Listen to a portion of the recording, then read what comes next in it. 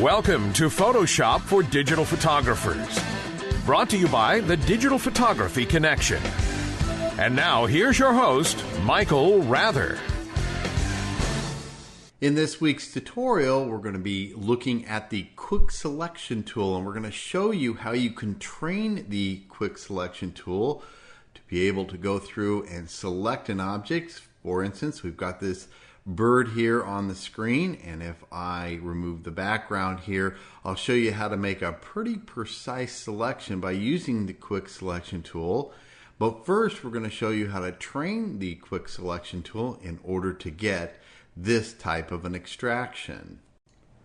So I'm going to go ahead and turn my background layer on. I'm going to bring my layers palette into view here. This was the extracted layer here, and we'll just go ahead and throw that away. We're going to start this process all again. Now what I'm going to do is I'm going to actually move the layers palette out of the way, and let's come over here to our tools palette and let's grab the Quick Selection tool. Now underneath the Quick Selection tool, you'll also find the Magic Wand tool, which is what we don't want to use. We're going to be using the Quick Selection tool here. You can get there by hitting the W key on your keyboard, and if you happen to get the Magic Wand tool, just hold the Shift key down and hit the W key one more time, and that will give you your Quick Selection tool. So the first thing I'm going to do once I've selected the Quick Selection tool is I'm going to come over here, and in one of these areas in the bird, I'm going to pick an area that's got some brown and some white in it, and I'm going to enlarge the brush just slightly. I'm going to make it a little bit larger by hitting the right bracket key, and I'm just going to click one time, and that's going to make a selection here on the bird. Obviously, if the selection goes outside of the bird, you'll want to do a Command D or Control D on the PC to deselect that selection and make sure that at least your selection is following within the subject that you want to extract. Then I'm going to shrink the Quick Selection tool down just a little bit by hitting the left bracket key. And what I want to do is I want to start training the Quick Selection brush on what areas I don't want selected. And in order to do that, I'm going to hold down the Option key on the Mac or Alt key on the PC. And you'll notice once I hit the Option or Alt key, we're going to see the plus symbol in the middle of the Quick Selection tool turn to a minus symbol. And all I want to do is click and drag along the areas of the bird that I do not want selected.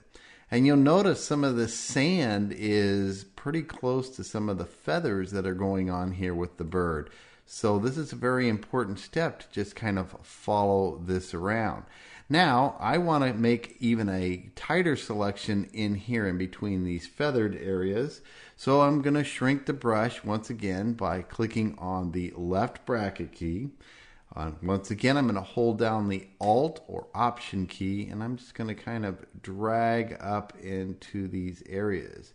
Obviously, I don't want to touch any of the areas where the feathers are, but I want all of the sand that is going to be blending around the image. And I'm just going to follow this all the way around.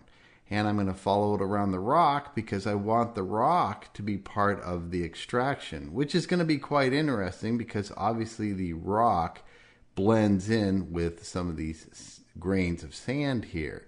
So we'll see how well we do as we come around and just deselect these areas. Now, once I get to the feet here, I'm just going to come on into the inside and follow that around as well because I don't want any of this area selected. I want this to be transparent once we've completed all of our extraction. And I'm just going to follow this up all along the way and just continue to train the Quick Selection brush or Quick Selection tool the areas that I don't want. Okay, now I've made my selections of what I don't want, so I'm going to release the Alt or Option key. I'm going to make the brush a little bit bigger, but not too much bigger.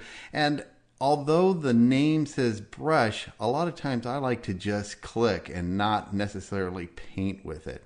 And as you can see, when we get out to some of these edges here, I'm going to shrink that brush down just a little bit and click on it, and I'm starting to get a pretty good selection. Now, one way that you can improve some of this the selections that this tool is making is to come up here to the auto enhance and click and check that on. Your computer might slow down just a little bit as it's making selections, but not to worry. You're probably going to get a much smoother, better defined selection if you do click on that. And I'm just clicking and making very short dragging motions here in the specific colors that I'm trying to keep. And I'll just come down here, and you can see that this is doing a really good job of separating the bird from the sand, even though some of the tonal qualities of the bird mimic that of the sand. So we will continue on and make our selections. I'm going to click here in some of the blue-footed areas. Again, I'm just clicking. I'm not necessarily dragging. I'm allowing the quick selection tool to do its job. Sometimes you do have to slightly drag it through, but a lot of times I like making very short, small, easy strokes. And I want to make sure that I get all these feet in here and all of this done correctly. And then I'm just going to start coming through on this rock. We want to make sure that the rock gets selected, but not the sand around it. And we'll go ahead and let the computer redraw just a little bit here, but it's doing a great job, as you'll notice, around the sand. There's a few areas that we still have to work on. I've got to get that area there. I have an area right here where it picked a little bit of the sand up, and so how I'm going to eliminate that is I'm going to hold the Option or Alt key down, and I'm just going to drag over that to deselect that area.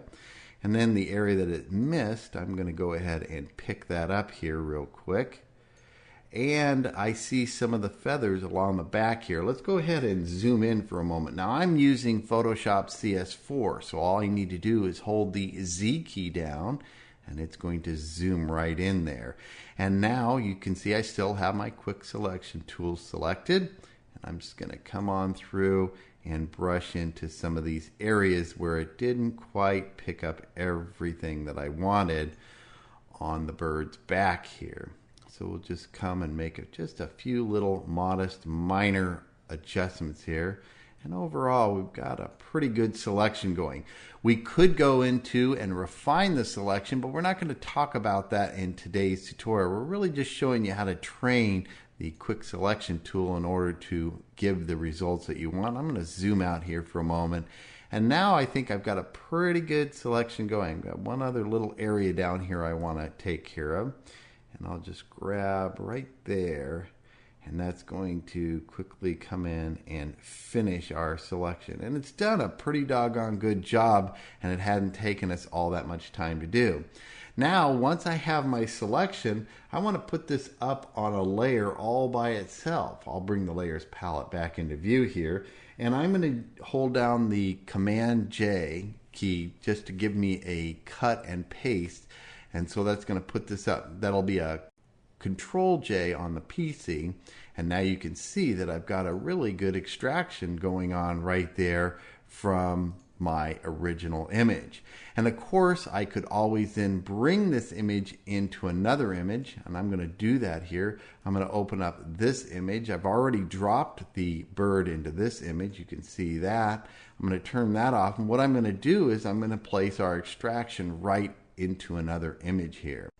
So the first thing that I'll do is I'm going to get out of full screen mode. I'm going to hit the F key twice, and that'll bring me back to my tabbed version. Now, if you're not using Photoshop CS4, you won't have a tabbed version.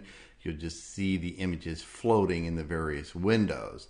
And what I want to do is I want to drag the bird onto this image, just like I've done here, and I'm going to show you how I did that. So I'm going to click here, and I'm going to click and make sure that I'm on this layer, and I'm going to make sure that I've got the Move tool. Now, this only works in Photoshop CS4. If you happen to be working on one of the older versions of Photoshop, you'll just want to actually drag the layer from one image to another. But in Photoshop CS4, what you're going to do is you're going to click on the image, and you're going to drag it up and hover it over the other image until that image appears, and then you're going to drop it right on there. And then, of course, you've still got the Move tool, and you can reposition it and put it however you like. So that is one way for you to get that image over there to another image. But as you can see, you can train the quick selection tool to make better extractions from your images just by going through the procedures that we talked about in this week's tutorial. And then just to add a little bit of finishing touches to this image, I'm going to go back to full screen mode here. I'm going to move this image up to the corner here. I'm going to come down to the Windows menu and I'm going to drop down to our Actions palette. And today let's go into the TDPC action set number 4. Now, some of these actions are named where you might be thinking, well, these really are only good for portrait photography, but these actions do a great job also for a lot of landscaped images. So don't let the names fool you. I'm going to run an action here called cha-cha-cha, and I'll go ahead and let that run. And as soon as it's complete, it's going to then really enhance and enrich and really pull out some of the detail of this image. But the image is a little bit dark. I actually want to put a little bit more focus right here on the bird. So I'm going to run another action. Let's come on down here and let's paint with light. And we'll just select paint with light and we'll click the play button, and it's going to tell us then that we're going to need to paint with a low opacity over our layer mask with white. So I'm going to bring our layers palette into the mix here just for a moment, and you can see that we're right here on the layer mask. Our foreground color is set to white. I'm going to lower the opacity of my brush down to about 25%, and then painting on the mask here, I'm just going to start bringing out some of that color. And actually, this one could use more than 25%, so we'll just boost that up a little bit. I'm going to move it all the way to 50%, and then I can come in and start lightening the area right here where the bird is. And now I've got a good contrast going on where it's separated from the background, and you can see how easy that is to apply. And so we were able to make a really good extraction, and then we're able to come in and enhance our photo. And if you'd like to find out more about our action sets, just head on over to our website at www.tdpconnection.com and then click right here on the store icon where you'll be taken to the store page, and you can get more information about all the action sets and other products that we sell. We also have hours and hours of free Photoshop video tutorials. Just click right here on the Photoshop tab and you'll be taken to hours and hours of additional free Photoshop video tutorials. Well, that concludes our tutorial for today. Thanks for joining us, and we hope to see you again next week.